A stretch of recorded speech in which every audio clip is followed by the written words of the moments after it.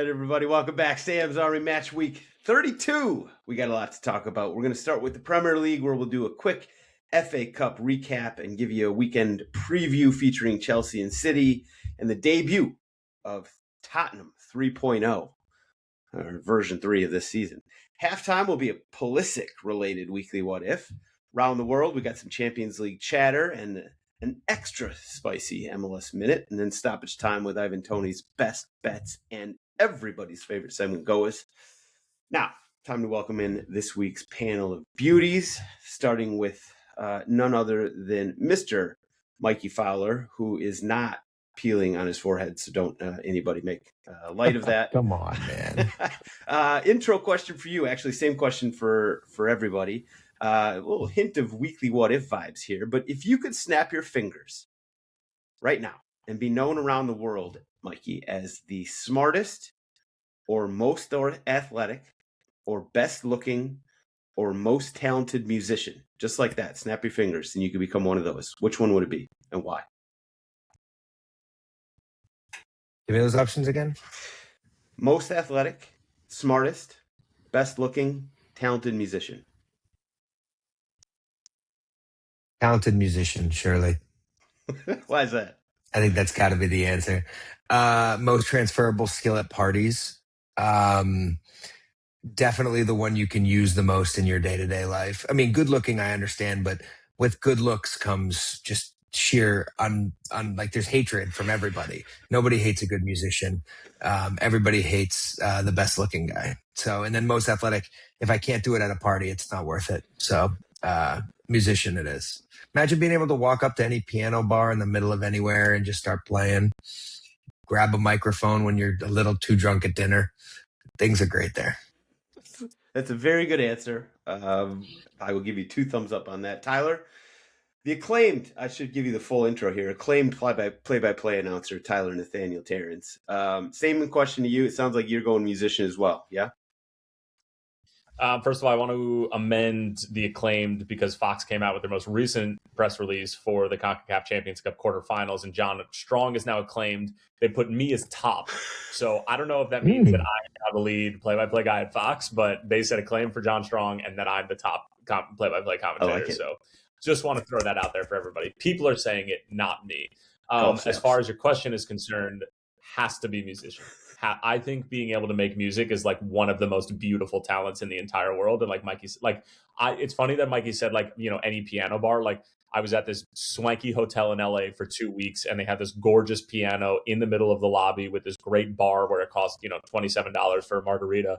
But there was a gentleman who was attending a wedding at the hotel who just sat down with a beer and started playing like beautiful music, and I was like, what an unbelievable talent, and like what a great thing to be able to do. So hands down music. Okay, absolutely, fair enough. And you guys didn't even say it, but I think it might be the easiest way to get paid as well, of those talents when we're this age. I mean, I'm assuming we're advancing. No, being good looking would be easier to make money from. You think so?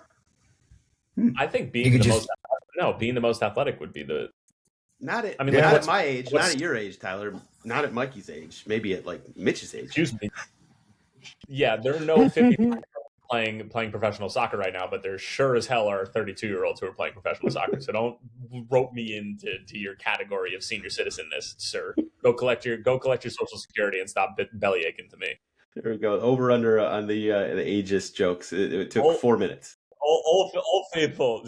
Mitch had a great meme in the group, in the Sam's Army Elder group chat today. That it never misses calling Sam old. It's always funny. It always is. It's no doubt. All right. Shout out to everybody in the chat. I don't know if we actually told them on the Discord whether we started or not, but if you want to get in the Sam's Army Discord, get in the Sam's Army Patreon, $3.99 a month. It is the best little community going. We just added a special member who won a free year giveaway. Shout out to Breezy for that.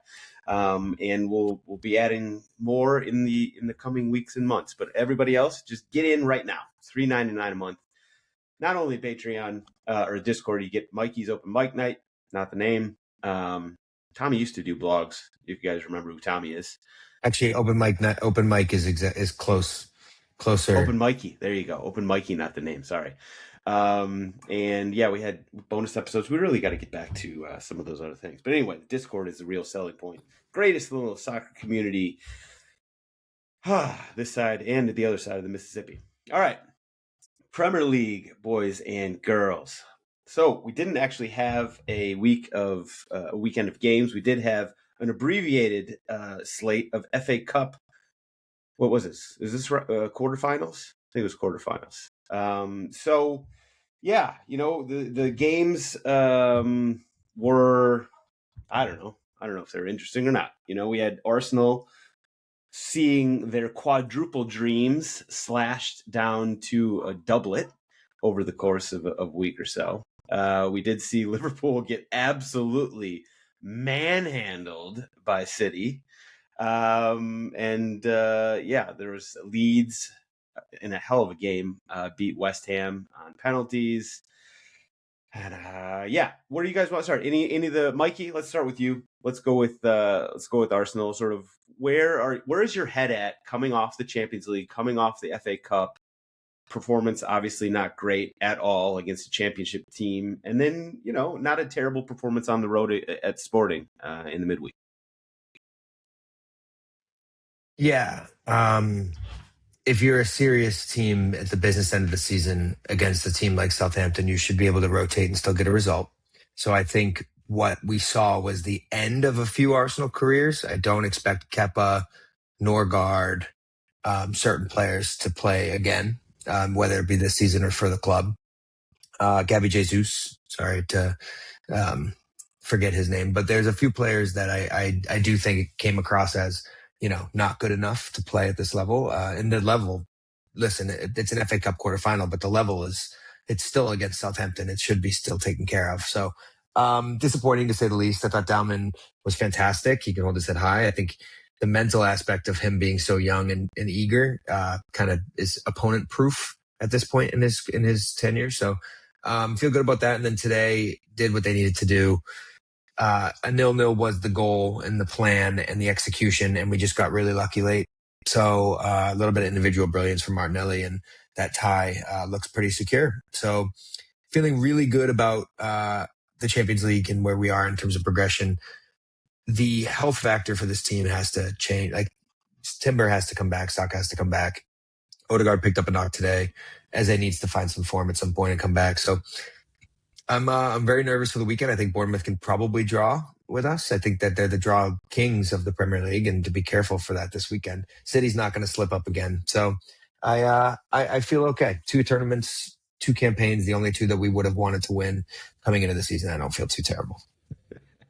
Any rebuttal there, Tyler? No, it's just fun to watch a friend, a colleague, not talented musician, like just sort of be in denial about what's going on with this club right now. And I went to the speaking engagement recently, and they were talking about how like small problems can fester into like really large ones. And I feel as if brushing small problems under the rug that prevent you from winning small trophies then become larger problems when you really want to try to win big trophies. Because if you can't get it done against Southampton in an FA Cup quarterfinal, what makes you think that you're going to be able to get it done against Barcelona in a Champions League semifinal? What makes you think that you're going to be able to get it done against Bournemouth while your buttholes are starting to tighten up? What makes you think that you're going to be able to get it done at the Etihad if you're crying about injuries and the excuse is simply, well, the 2 trophies that we really wanted are on the table? Well, you weren't even good enough to win the ones that you didn't want to win. So what makes you think that you're worthy to win the ones that you do want to win? We put ourselves in a good position. All we have to do is survive the Etihad, and I think that trophy's ours. So I don't feel too terrible about where we are. City, if we were to do power rankings, which we're never doing again, City are the best team in the Premier League right now. I would take them on a neutral site any day of the week because we've already found that out. And this will be 3 points by the end of April. And there's one club that knows how to do this at the end of the year, and there's one who does not.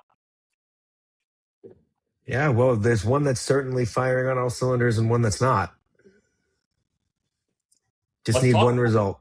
Just Let's need talk. one result. Let's We go to talk the about it. Etihad and bunker down and draw 0-0 and all you cry. We're Premier League champions. That's all. You're right. That ain't happening.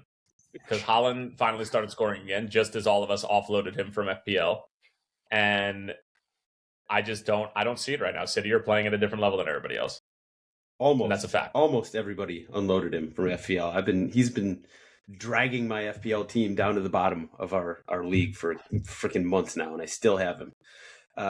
But weird because I have him. That's weird because I have him, and I'm clear of all of you. So okay, I got other anchors on a more serious note, I think that number one, winning a quadruple is like it's near impossible. And when Liverpool were trying to do it, and we ended up only winning 2, that team was much better than Arsenal, and it still didn't end up happening. And yeah, I mean, yeah, if I was an Arsenal supporter, I'd be like, yeah, like those two like don't really matter. I would love to have either Champions League or Premier League and not win both League Cup and FA Cup. Like I would rather take one of those rather than those two any day of the week. Mm-hmm. If we're going to actually talk about this seriously. But the fact of the matter is that Arsenal are seemingly slowing down and becoming and leaning even more heavily into what we all loathe them for at this point in time. And I, say that tongue in cheek, but yeah, I mean, there's a clear, I don't know if Kai Havertz needs to start at this point in time. I don't know if he's ready for that, but like Martin Odegaard is not him anymore, specifically in these games where like teams are sitting in deeper blocks. Like as soon as Kai comes on, there was a clear difference today. I think that there are some real issues. It's just, as Mikey said though, like they've built themselves a cushion where they only need to get one result effectively or get lucky in that one game with, whatever. So it will be an interesting 10 days here. So you got Bournemouth, then you have the second leg with Sporting, and then you go to City, which is the game we've been talking about here. So yeah, I mean your City, your campaign is seriously on the line. I obviously I think we all would agree that Arsenal is not playing their best soccer at the moment. I do think what's going against you is that, there's all this talk, the narratives about you guys kind of slowing down, hanging on. Are they going to bottle it? I think that mindset really could come back to bite you. It's not your mindset, but I just think that the fact that you are going to inevitably be of the mindset we need to hang on, that's just not where you want to be. And I feel better about City, catching you guys now than probably any time in the entire season. That includes August. I still think you guys are going to win it, but I do think that there's a legitimate chance now that City seem to have found their feet again that this could be actually a really interesting run-in, not just at the bottom of the table, but at the top of the table as well. So yeah, it'll be an interesting 10 days. I'm interested to see how you guys do at Bournemouth because I do think this will be, you rested all your players on the international break, as we made fun of you guys endlessly for over the last 2 weeks, and this is when you got to come to play. Liverpool, Mikey, are you genuinely concerned? Are you genuinely concerned if you lose the game against Bournemouth? Of course. Need 5 wins from 7, right? 4 wins from 7. Yeah, this needs to be 3 points. Okay. All right. Okay, we can talk about Liverpool.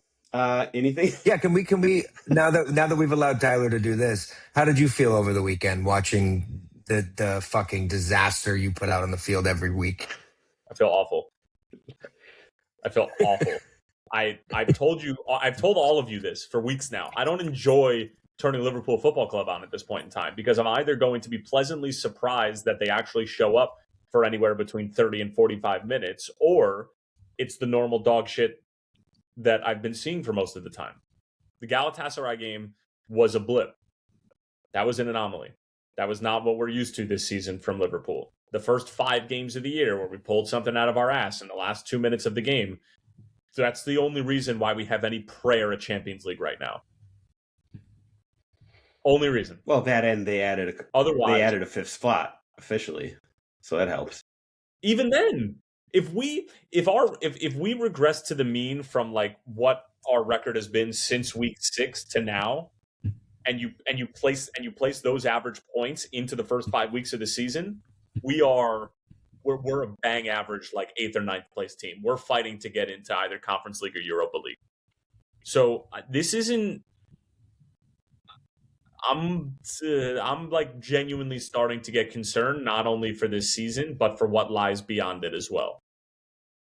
I'm worried that Saudi Arabia is going to potentially poach Michael Edwards and Richard Hughes, who are basically the two that are pulling the strings behind the curtain for Liverpool from a front office standpoint. I'm concerned that Virgil van Dijk, like, he can do this flip-flop thing of having a great season, bad season, great season, bad season, all he wants. But at some point, because he's getting old, like Sam, it's just going to start being bad seasons.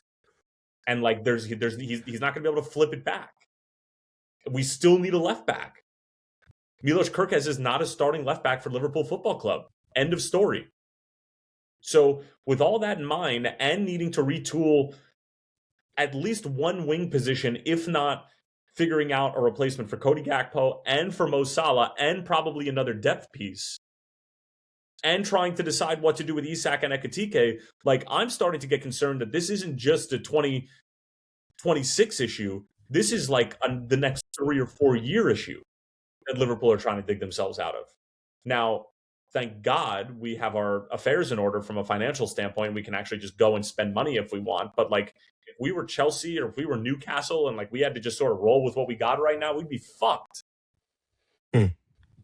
So, Manhandled is the perfect way to describe it. We were so far off of it, and can I just put this dumb thought in everybody's mind right now? Why on earth is Mo Salah taking that penalty at the end of the game?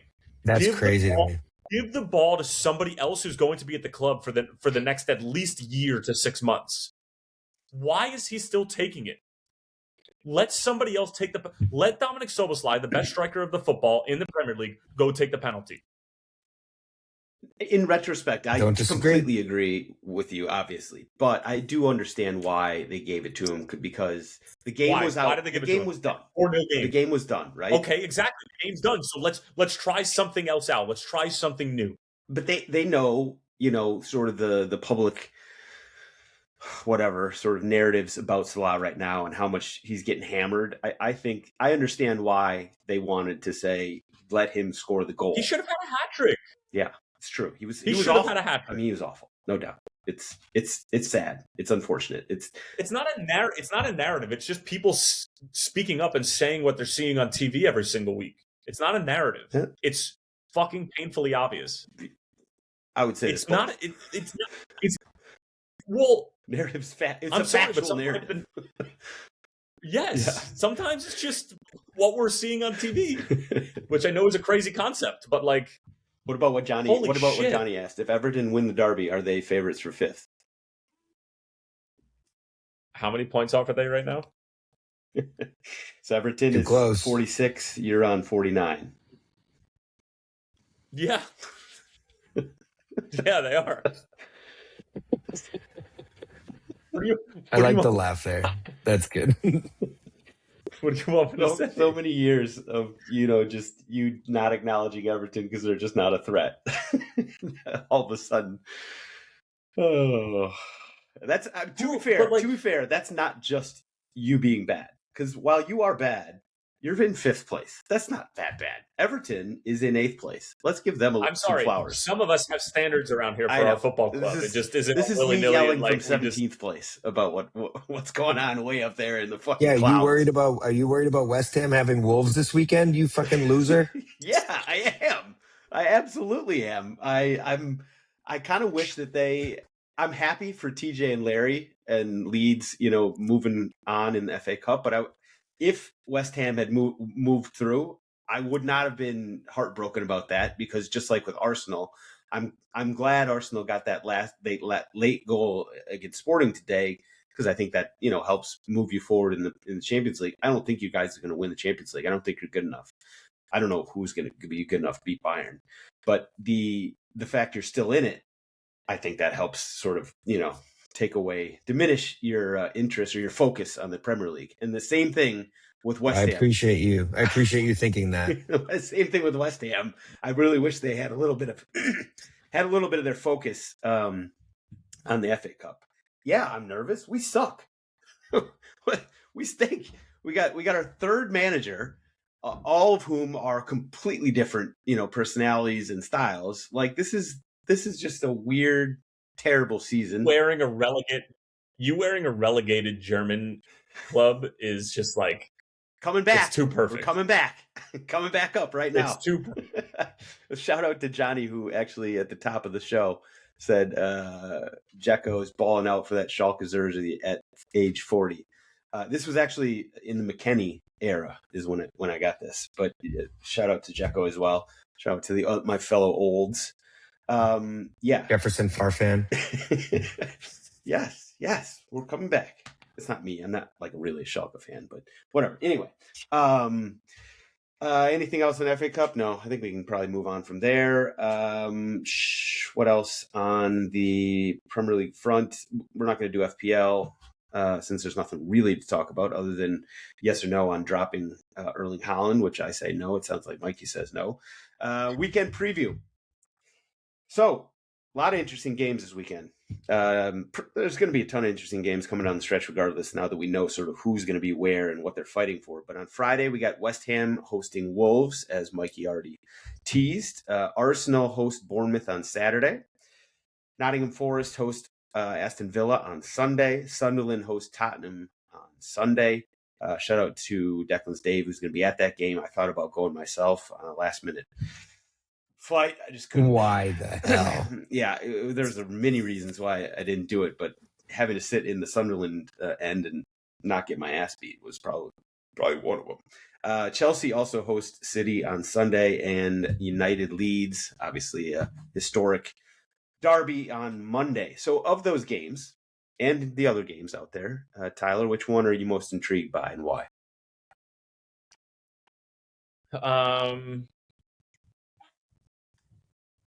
I mean, I'm just constantly going to be watching every game. It's at the point of the season where every game that Arsenal plays and every game that City plays is going to be at the top of my list of things to do. And if they happen to be at the same time in the Liverpool game, then great, because then I can just make the excuse that like I don't have enough screens to be able to put Liverpool on, so that I could be disappointed on FOTMob rather than have to peel my eyes out. But yeah, it's got to be Chelsea and City, even though Chelsea are coming off of playing a pretty god awful Portsmouth 7-0 over Port Vale. Yeah, they hit the extra point and everything. Yeah. But Can we talk about Chelsea quickly? Sure.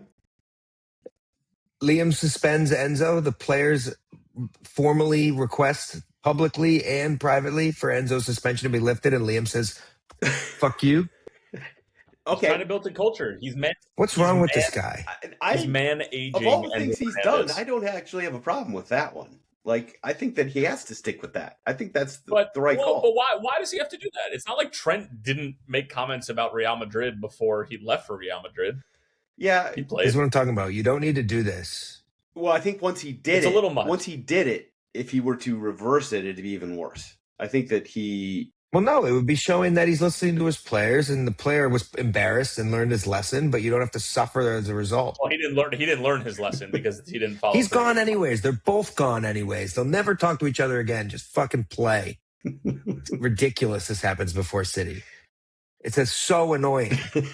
I do like that part of it. I think Liam's in on it. I think Liam hates Arsenal. Why are you? Because I can't stand this Rosenior guy. I don't think he has a grasp on how to handle managing professional athletes. It's tough. Honestly, it's tough to argue with that. I don't think you're wrong. It's tough to argue with that based on the last couple months.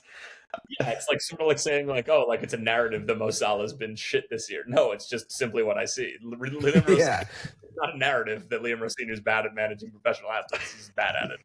I'd say there's like a less than 10% chance he's starting next season as the manager at Chelsea Football Club. Yeah. And Mayan just brought up a great point. Like, and I was going to mention Leonard Carl too, because he made blatant comments about going to Real Madrid. Like, they're way more obvious than Enzo Fernandez is. Right.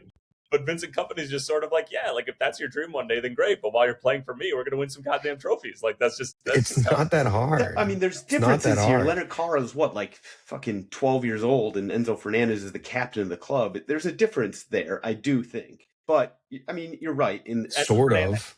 Fernandez is not the captain of Chelsea. Oh, okay, that's right. He's the vice captain. He's not on the field long enough to be captain, but that's irrelevant. I always forget that because Reece James is not on the field. But yes, you're right. Yeah, think about this. If Reece James led the teammates and was like, "We want him back," and Liam said to Reece James, "No," that change at all? How stupid this is to you? It would change did he? I didn't hear that it was like that. No, the players. I don't think he's like out for lunch. Speaking on behalf of the players. Yeah, it just makes it sound crazier to me that this is happening. I don't know. I just think it's screwed it up from the beginning by suspending him. It's a bad point. It's a bad point in the season to be doing this. If he's doing this in October, then it's not that big of a deal. But like for him to be doing this now while they suck and while they're trying to get fifth, it's tone deaf. And while I enjoyed a nice pylon on Chelsea, to take a step back here, over the international break, there was this theme of reporters like basically trying to, needle players and pester them. And like, so Rodri talked about going to Spain. Enzo Fernandez did. Leonard Carl, that was a little while ago. Who's the other one? There's one more player that was Caicedo. Might have been Moises Caicedo. Anyway, this whole thing about reporters, just basically blatantly trying to get players to say something like this for a gotcha moment. I fucking hate that. It's not journalism. It's not anything. It's just bullshit to get clicks and whatever. Obviously, players have to be smarter. Like, plain and simple. That's really the main thing. But I got zero respect for these reporters that are, trying to do anything with their gymnastics of the words. Someday, would you like to go play? And yeah, people love being in Spain. Have you ever been in Spain and then compared it to the weather and the fucking food in England? It's night and day. Obviously, people are going to say, yeah, I want to go to Mallorca. Yeah, I want to go to Madrid. You're in fucking Sunderland or Manchester or Liverpool. This shit sucks. It's different. But whatever. I hate this theme of reporters essentially trying to entrap players and saying stupid shit like that. You have become the ultimate gatekeeper of orthodox journalism, and I'm here for it. Are you? I didn't. That's the first time anybody's accused me of that. Well, whatever. I don't know why I even came up with that. We'll move on though.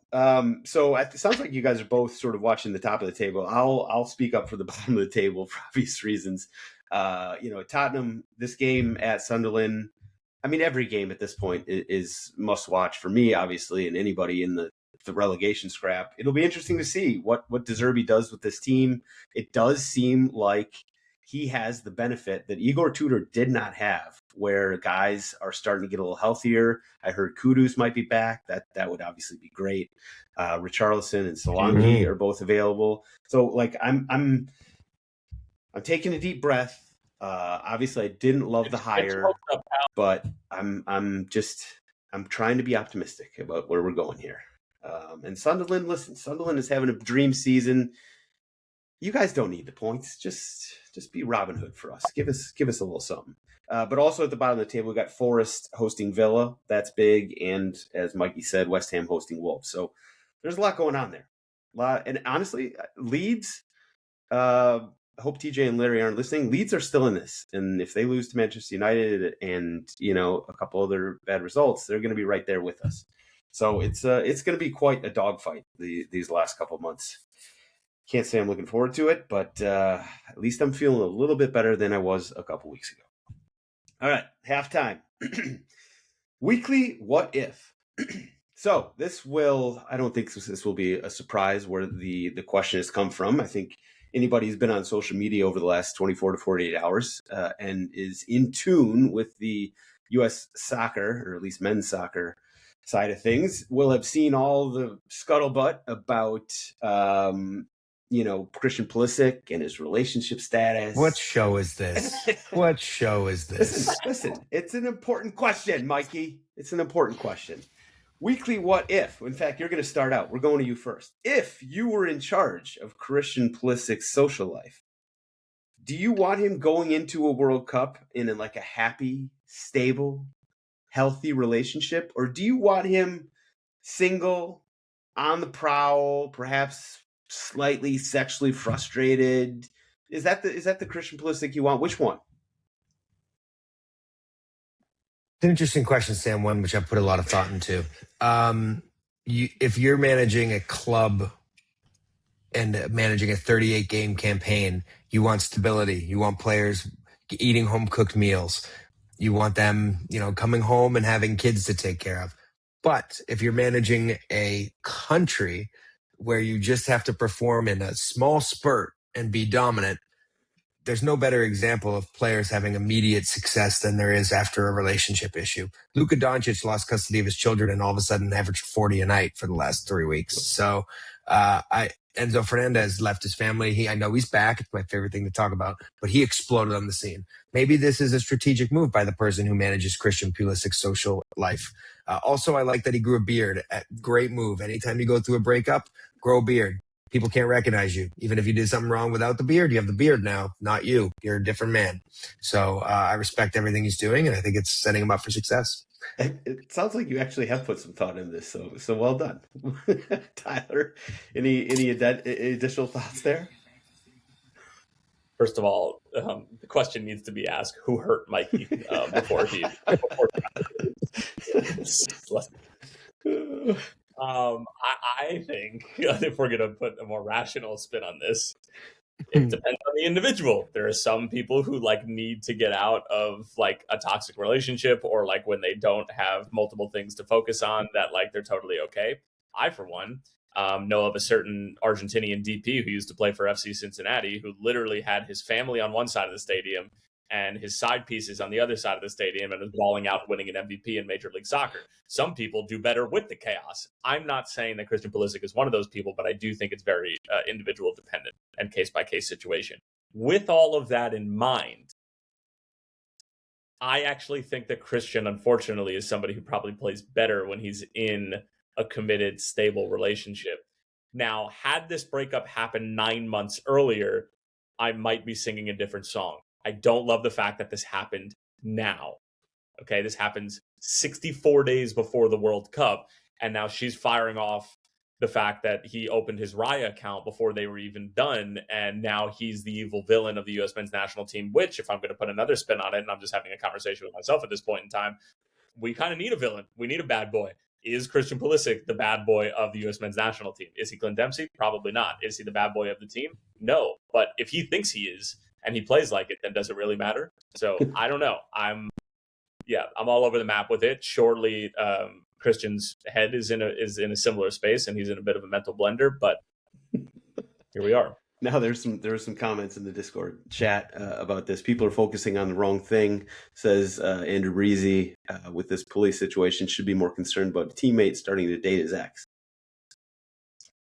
Mayan brings up a good point about Emil Forsberg. However, Forsberg, it took him a little while to get going following the breakup. This was not an immediate thing for Emil Forsberg. He needed some time to repair from the damage that he had specifically done to his own family. And by the way, no one on planet Earth condones what he did. Just flat out, just heinous shit. But he now is playing some good football. But that's because he took some time to recover. I think Christian needs time to recover. I don't know if 2 months is long enough. So I'll add. Let me add this two thoughts here to what you said. The longest we've talked about anything ever, except for Arsenal. We usually spend a fair amount of time when we're joking about Arsenal. The two things. It sounds like this happened a while ago. It sounds like this isn't new. It's just coming to light now. The screenshots that I saw from Ryan and everything were from October. They've been very quiet on social media for months and months.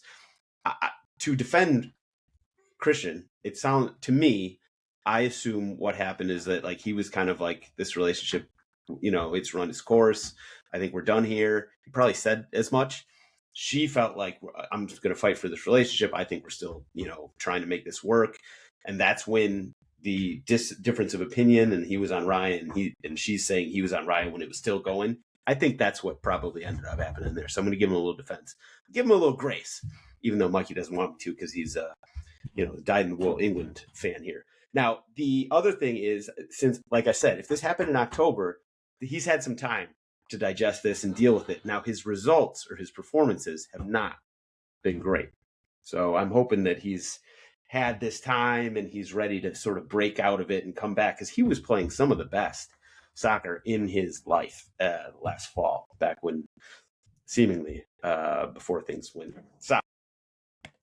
All right, we'll leave it there. Good answers, boys and girls. Around the world, Champions League chatter. So we've actually talked about this a little bit.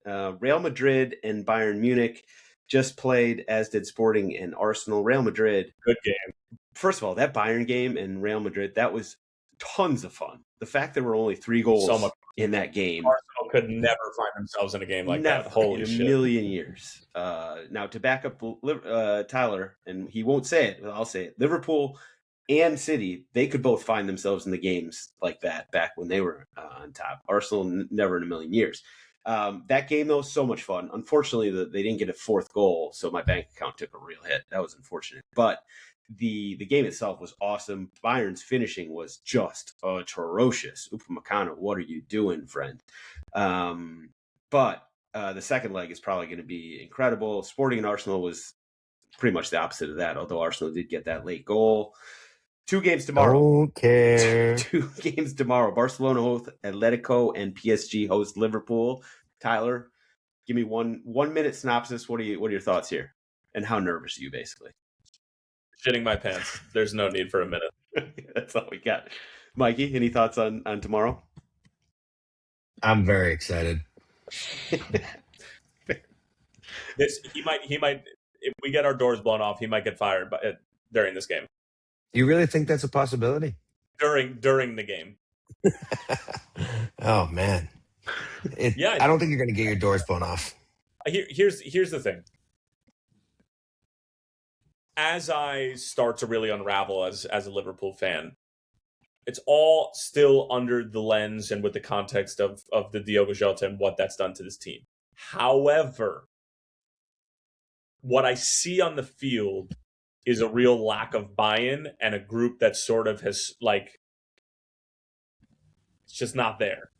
And that's what concerns me most, is that Arne doesn't have his pulse. This is going to be a weird comment. I almost wish that the Diogo Jota thing happened when Jurgen was in charge, because I feel like Jurgen's a much more emotionally in tune coach, whereas Arne is very straightforward, very Dutch, and I mean that with the most love in the world, but the Dutch sort of have this way about them where they're very straightforward. And I'm not saying Arne Slot's not an emotionally intelligent human being, but we all know that Jurgen is just sort of this big teddy bear who's willing to give you a hug for going to the bathroom, let alone for scoring a game-winning goal in the Merseyside derby.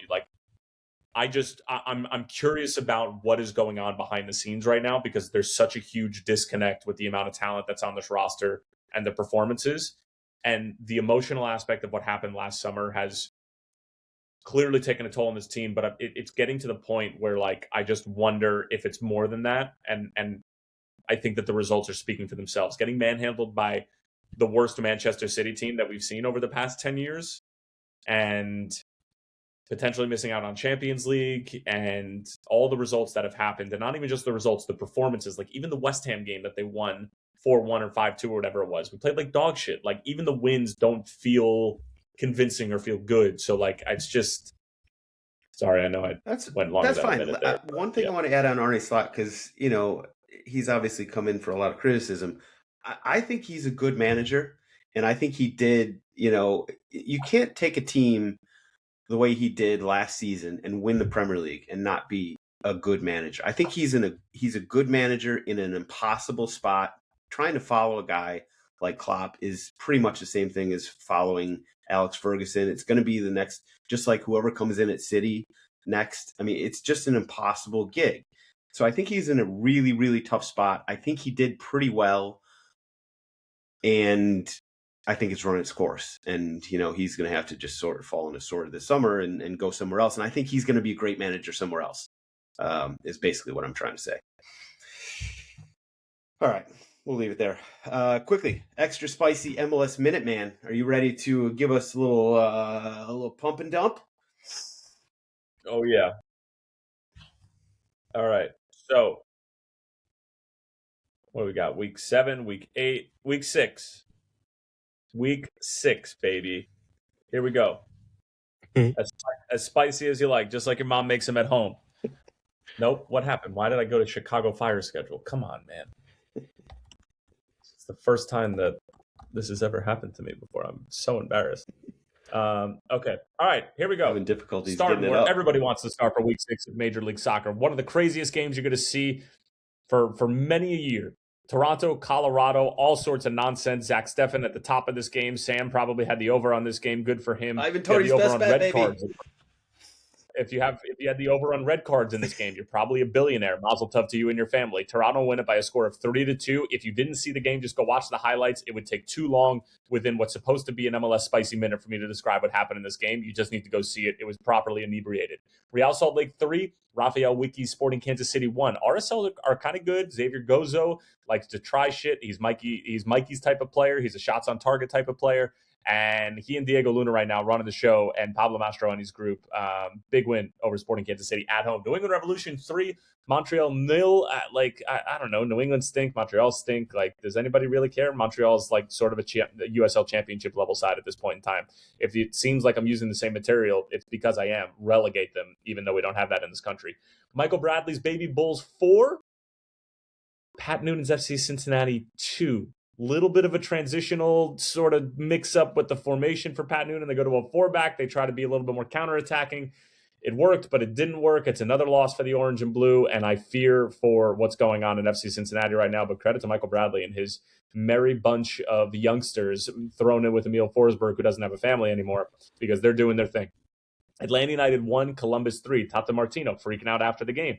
Rightfully so. Your team's not any good anymore. Meanwhile, you lost to a pretty bad Columbus Crew team because they're not very good either. But Wessam Abu-Ali gets on the score sheet not once but twice, and the Columbus Crew win it by a score of 3-1. DC United 0 at home in our nation's capital. FC Dallas 4. That's a tough look if you're a DC United fan. But you know what? At this point, you're probably used to it. The equivalent of being a Tottenham Hotspur fan within Major League Soccer. NYCFC 1, St. Louis City 1. Decent game. St. Louis don't really know what to make of them at this point in time. NYCFC towards the top of the table. They'll take that point at home, I guess. Or maybe it's a bad point. I didn't see the game. Who knows? Charlotte 2, Philadelphia 1. Philadelphia Union are 0-6. Is it because Mikey Fowler lives there full time and he's been there for more than a year now? Probably, but they have not picked up a single point in league play. And they also got bounced from CONCACAF Champions Cup. There needs to be a case study done on Bradley Carnell as to why he wins regular season championships and then stinks the following year. Who knows? Only one can dream as to why that might be. He finds himself in an impossible situation and probably out of playoff contention within the next 2 weeks. Inter Miami opened up their new digs against Austin, and they had to settle for a late draw. Inter Miami are kind of mediocre this year, and you know something? I'm here for it. I really am. Who cares? Why do they need to be good? Because they have Lionel Messi? Because that's good for the league? No. They're an impossible team to deal with. They're an impossible team to like. I love the fact that Nico Estevez' group went in there and got the job done. Who's going to be the first ever goal scorer in a trivia question in Miami pubs that don't really exist, because who would ever do trivia for Major League Soccer? It's going to be Guillermo Biro from Austin FC. He's the first ever goal scorer at the NU Stadium, whatever the hell that means. Let's head to Chicago, where they've struggled with Nashville basically since their inception into Major League Soccer 6 years ago. They get a goal inside of the first 16 seconds, and they hang on for dear life. Chris Brady with a couple of phenomenal saves. Is he going to get the call up to the U.S. men's national team? You'll have to wait and find out. Houston Dynamo 0, Seattle Sounders 1. Paul Rothrock is all of a sudden starting to get shouts to get a call into the U.S. men's national team. And I hear that the reasoning for that should be, well, if the best player, if somebody who was red hot in the Bundesliga didn't get a call into the German national team, that would be the same. I'm sorry. Is this the German national team? Is this one of the top 5 best leagues in the world? No, it's Major League Soccer. Why do we think that Paul Rothrock should be getting a call into the U.S. men's national team just because he strings together a few good performances? What are you all smoking? Speaking of smoking, LAFC 6, Orlando City 0. Orlando City had smoked Jeffrey, and that's a shout out to all my old heads out there. Sam, that means you. Get into the Greek. Orlando City smoked multiple Jeffreys heading into that game and got absolutely blitzed by Denny Boanga and Son. 6-0. Son had 19 assists. Orlando City are possibly the second worst team in Major League Soccer outside of CF Montreal. Vancouver 3, Portland 2. Sebastian Berhalter comes off the bench and wins it for Vancouver. Mayan is still drunk.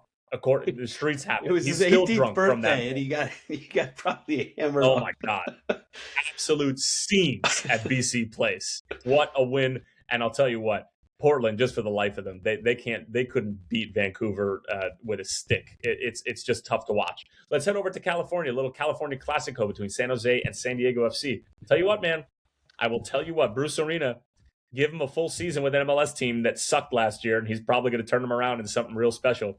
San Jose 3, San Diego 0. Put that in your pipe and smoke it. I don't know why smoking has all of a sudden become the spicy MLS theme. LA Galaxy 1, Minnesota 2. LA Galaxy have only won one game this year. I watched the entire press conference that Greg Vanney had to answer questions. Shout out to some of the Big J journalists within Major League Soccer, man. Seriously, we got some people asking real pointed questions, and I'm a big fan of it. Putting Greg Vanney to the gun. Why does this look like last year again? You told us that we learned all of our lessons. Why does this look so familiar? Well, it's because Joseph Paintel's hurt. Well, certainly looks that way. Minnesota scored 2 goals off of really dumb mistakes on the LA Galaxy back line, and they're currently sitting in 12th place in the Western Conference right now after having spent a lot of money on this roster, and an injury here, an injury there, and all of a sudden they become a very pedestrian team. That would do it for week number 6. Probably one of the slower MLS spicy hidden quitted minutes, but as Kanye West once said, she wants some slow jams. Still spicy. You still got it. Thank you, Tyler. The man still's got it. Couple things to add there. A lot of people might say that the red card changed that San Jose San Diego game. It did not. San Jose was all over them before the red card, and they continued after the red card.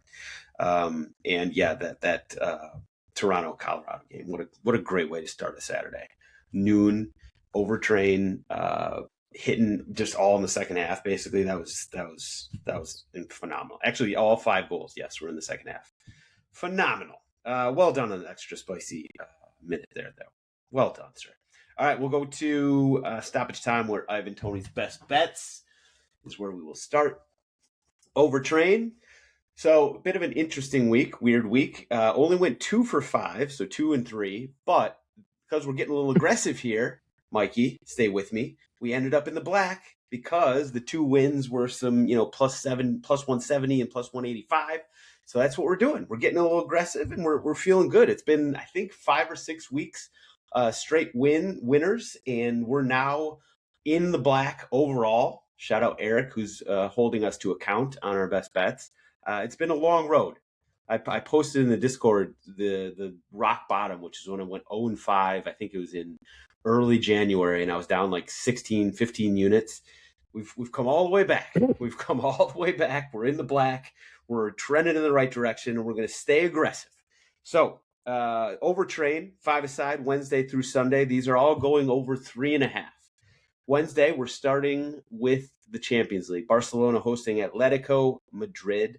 Thursday, we're going to the Turkish second division, so the one league. Erakspor is hosting Ames Sportif, and I know I nailed that pronunciation. Friday, we're going to the Swiss Challenger League. That's the second division in Switzerland. Yverdon is hosting Vaduz. Saturday, we're going to Slovenia. I was between this and MLS. The Portland LAFC game, I think that probably might have 19 goals in it, but I'm gonna stick with my Slovenian superstars here. Radomlje hosting Celje. Definitely nailed that pronunciation. And Sunday we're going to the Swiss First Division, Swiss Pro League Young Boys hosting Servette. So those are all going over 3.5. Let's go get richer. Mikey, what do you got for us, Ivan Toney's best bet-wise? I have one, and it's very simple, and I think it's a +137 on Bet365. There's other apps where it's probably higher. I think Kvaratskhelia will score tomorrow. He scores in the Champions League. He scores in massive games. He is the third highest odds to score on that PSG side. I think he gets one. I think he gets one in the first half. If you're not watching, if you're just listening, the amount of head nods and the aggressiveness of the head nods of Tyler right now would definitely sell you. Put money on all of them to score. The whole front line of PSG is going to get a goal tomorrow. I'm the whole line. I thought about that as my own. Luis Enrique is going to score. Everybody scored. All right, Tyler, Nathaniel, what do you got best bet wise?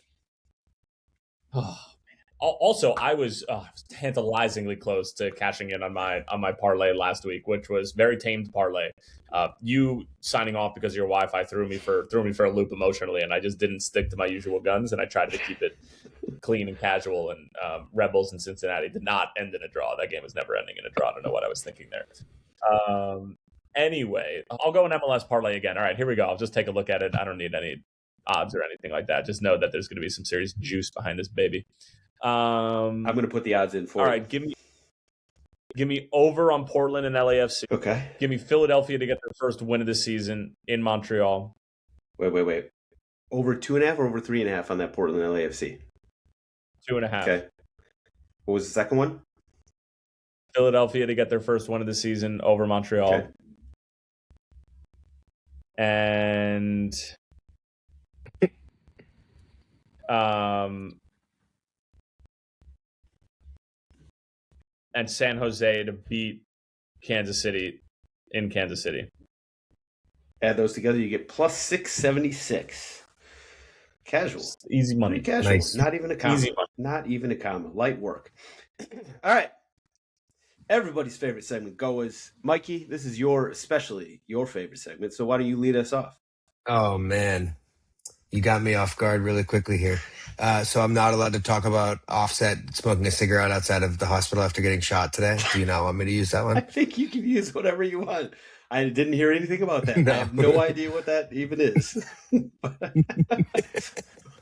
that is the most random collection of words, even though I actually know what it means. But yeah, if you want to anoint that as your GOA, I'll allow it.